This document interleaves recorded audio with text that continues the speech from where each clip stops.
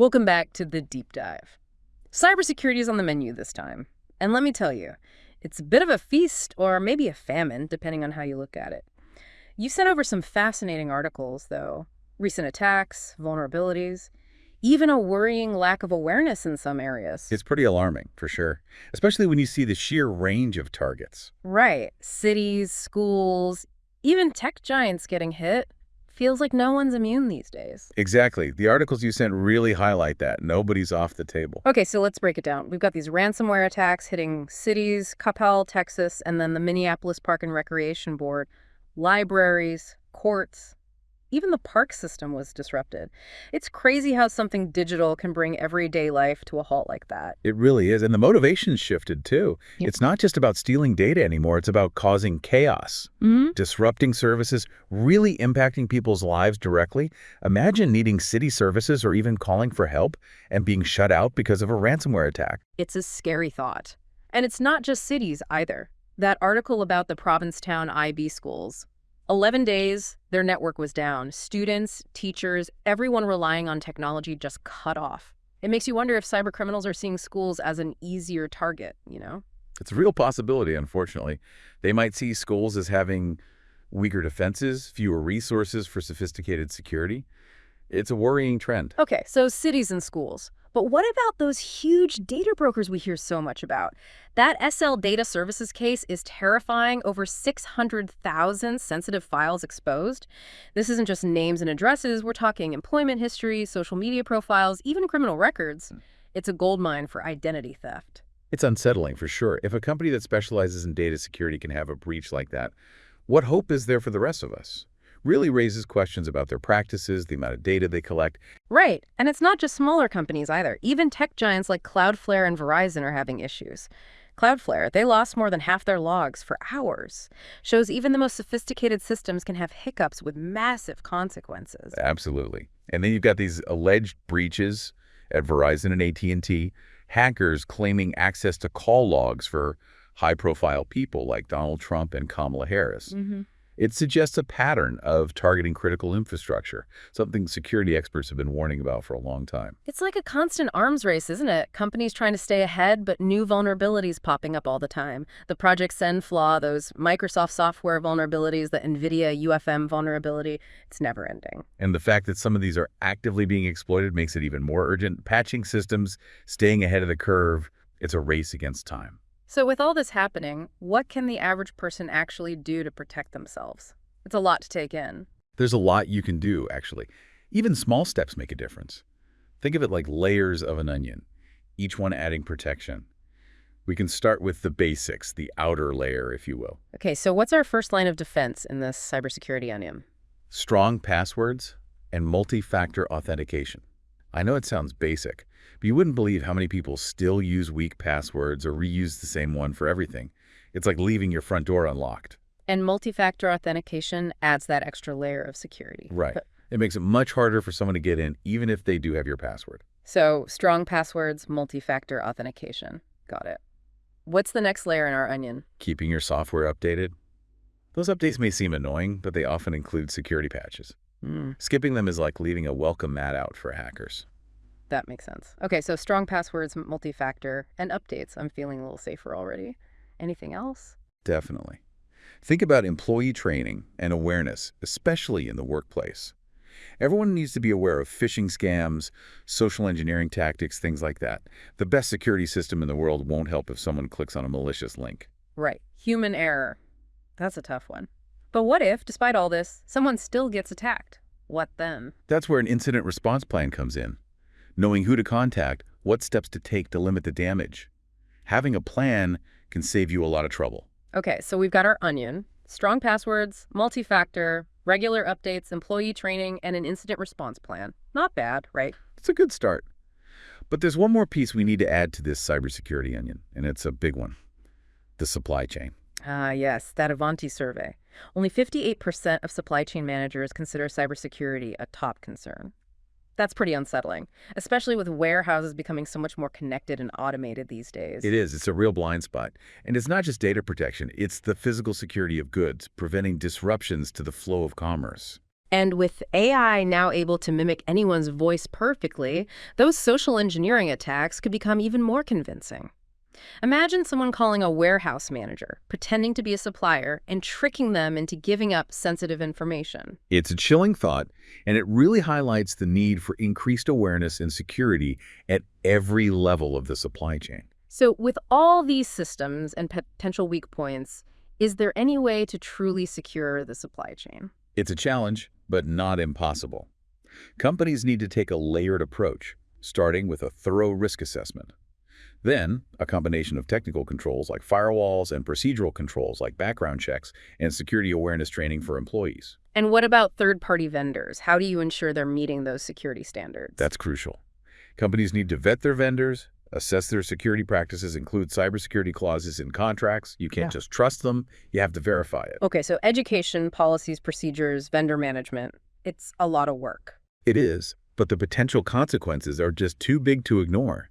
It's not just your own business you're protecting, it's the entire ecosystem.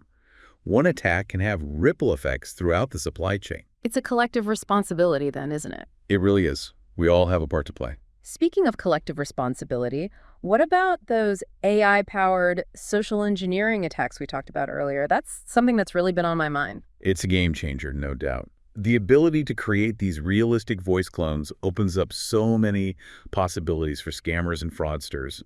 What happens when we can't even trust our own ears in the digital world? It's a serious question. If someone calls me claiming to be my bank, a colleague, how do I even know it's really them? That's the tough part. There's no easy answer.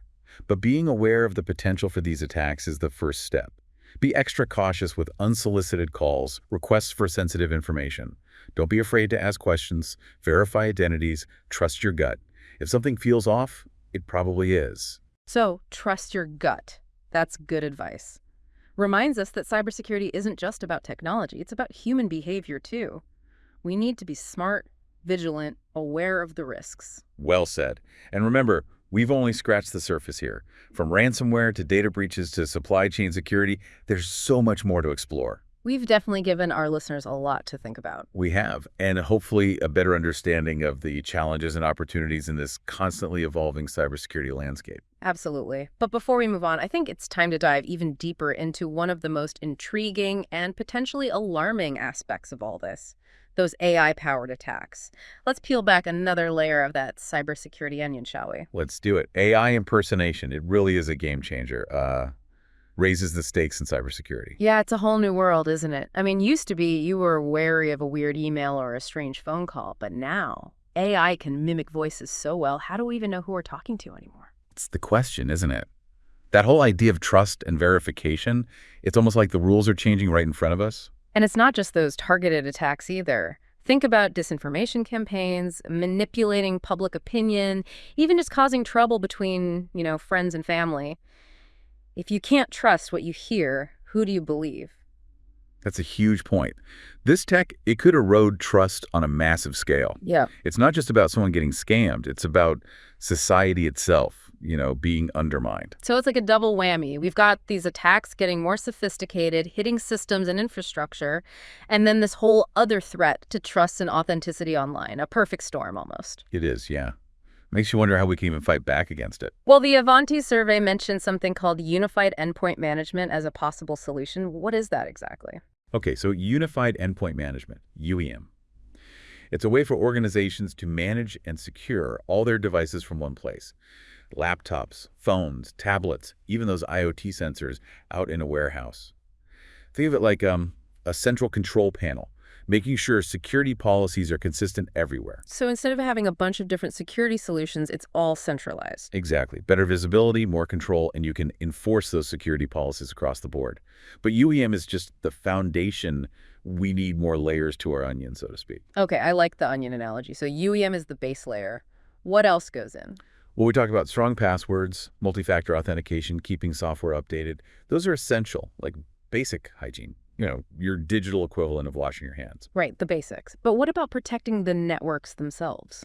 There's things like network segmentation, which divides your network into smaller chunks to limit damage if one part gets compromised, like containing a fire to one room. And intrusion detection and prevention systems, constantly watching for suspicious activity and blocking potential threats. Sounds like a lot to manage. You need a whole team of experts just for that, don't you? It can be, yeah, especially for bigger organizations. That's why it's important to have a dedicated cybersecurity team or partner with a good security provider who can handle that complexity. So it's not a set it and forget it kind of thing. Definitely not. Cybersecurity is an ongoing process. You got to be vigilant, adapt, and invest in it. Especially with technology moving so fast, I imagine it's a field that's always changing. It is, absolutely. New threats all the time, so staying informed, updating your defenses, being ready for the unexpected, all crucial. Like a never-ending game of cat and mouse. That's a great way to put it. The attackers are always looking for new ways in, and the defenders are trying to stay one step ahead. Well, on that note, maybe we can shift gears a bit and talk about something less technical, but just as important, cybersecurity awareness. Absolutely. Tech is only part of the solution. The human element is huge. Right, because even the best security can be bypassed if someone falls for a phishing scam or gives up their password. Exactly. That's why employee training and awareness are so vital. So what are some key things employees should be aware of? Well, first and foremost, strong passwords and multi-factor authentication. I know we've said it, but it's worth repeating. Like the golden rule of cybersecurity. Definitely. And they need to know about phishing scams too, right? Those are often used to steal information or install malware. Yeah, those emails that look like they're from your bank or a store you use, but they have bad links or attachments. So how can you tell if an email is legit or not? Look for red flags, misspellings, grammar errors, a sender address that looks off, asking for personal information. Those are all signs. If you're ever unsure, contact the organization directly to check. Better safe than sorry. So strong passwords, phishing awareness. What else? Social engineering tactics are another big one. Attackers use these to manipulate people into giving up information or access. Like pretending to be tech support or a coworker who needs help. Exactly. They often prey on people being helpful or their fear of authority. So it's important to be cautious about anyone asking for sensitive info, especially if they're pressuring you or using scare tactics. For sure. Verify their identity. Don't be afraid to say no or hang up if something feels wrong. Okay, strong passwords, phishing, social engineering. Anything else employees should watch out for? Physical security is often overlooked, but it's important. You mean like locking your computer when you step away? Yeah, things like that. Also being mindful of who has access to sensitive areas and properly disposing of confidential documents. So it's not just about the digital world, it's physical security too. Right. It's a whole system approach. Everything's connected. It's like a puzzle. All the pieces have to fit together. Exactly. And employee awareness is a crucial piece of that puzzle. Well, I think we've given our listeners a lot to think about so far. AI-powered attacks, employee training. Yeah. We've covered a lot of ground. It's been a good deep dive. It has. But before we wrap up, I want to circle back to something we talked about before. Cybersecurity of the supply chain. Yes.